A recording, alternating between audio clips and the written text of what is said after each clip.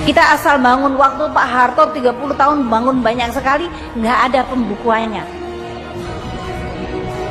Sehingga banyak sekali Republik itu kehilangan cukup banyak aset-aset strategis. Salah satu contoh yang barangkali Anda semua lihat adalah Kompleks Senayan Gelora Bung Karno. Istana negara kita yang Bapak Presiden Jokowi berkantor itu nggak ada title-nya. Nanti kalau tiba-tiba cucunya Dendels datang bilang ini punya saya, bisa. Waktu itu hampir semua kementerian lembaga punya barang-barang milik negara yang dikerjasamakan dengan swasta, menghasilkan penerimaan terus masuk duit pejabatnya, nggak masuk dalam laporan keuangan. Hilangkan banyak aset negara, Sri Mulyani sentil rezim Orde Baru. That is what is make us a lot of different. Makanya saya sekarang tuh selalu gelisah. Saya nggak peduli dan saya nggak kepengen lihat ada barang negara secuil apapun yang dia itu waste. Menteri Keuangan Sri Mulyani mengungkapkan salah satu fakta dalam upaya menyelamatkan keuangan negara, yakni melalui perbaikan pembukuan aset. Dalam hal ini, Sri menjelaskan jika negara Indonesia sebelumnya tidak memiliki neraca keuangan, sehingga barang berharga milik negara, termasuk aset dan properti penting lainnya, tidak pernah tercatat sebagai milik negara. Di mana hal itu terjadi selama masa kepemimpinan Presiden kedua, Soeharto. Mulainya Republik Indonesia tadinya nggak punya neraca, jadi barang milik negara pun tidak diadministrasikan, tidak direkod. Kita asal bangun, waktu Pak Harto 30 tahun bangun banyak sekali, nggak ada pembukuannya.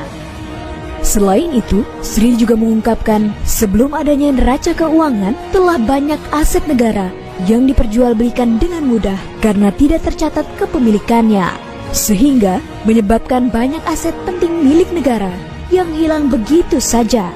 Salah satu contohnya yaitu Kompleks Senayan Gelora Bung Karno. Itu banyak sekali barang milik negara. Belum lagi kalau dulu tanah-tanah. Kalau menterinya lagi seneng, oh saya kepengen jual tanah, saya jual tanah saja. Karena dulu nggak pernah ada pengadministrasian. Sehingga banyak sekali Republik itu kehilangan cukup banyak aset-aset strategis. Salah satu contoh yang barangkali Anda semua lihat adalah Kompleks Senayan Gelora Bung Karno. Menurutnya, komplek yang luasnya meliputi Manggala Wana Bakti TVRI, Hotel Hilton, Hotel Mulia, sampai Plaza Senayan merupakan komplek milik negara yang dibangun oleh Bung Karno. Namun, karena tidak dibukukan, sehingga komplek-komplek tersebut menjadi milik swasta dan hilang saat akan dimasukkan ke dalam pembukuan aset milik negara.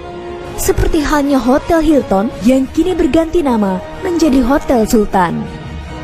Dulu Presiden Soekarno tuh membangun seluruh komplek itu sampai dengan Manggala Wana Bakti TVRI sampai kepada Hotel Hilton, semuanya itu termasuk Hotel Mulia. Itu semuanya sampai ke Plaza Senayan, kalau Anda pergi ke Jakarta pasti pergi ke sana. Itu semuanya adalah semua komplek milik negara.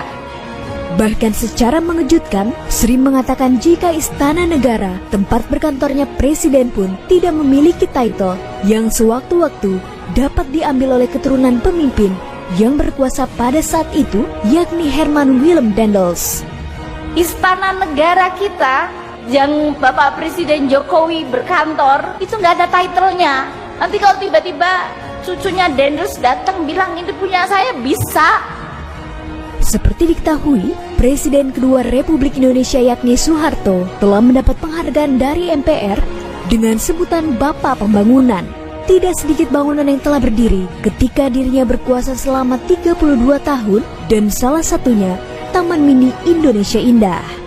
Taman Mini Indonesia Indah sendiri merupakan peninggalan dari mendiang Ibu Tin, istri dari Presiden Soeharto, yang saat ini pengelolaannya sedang menjadi incaran KPK karena pemasukannya untuk negara tidak optimal, di mana yang menjadi pengelolanya adalah yayasan swasta Harapan Kita yang diketuai oleh anak pertama dari Soeharto, Siti Hardianti Rukmana, yang biasa dikenal dengan Mbak Tutut.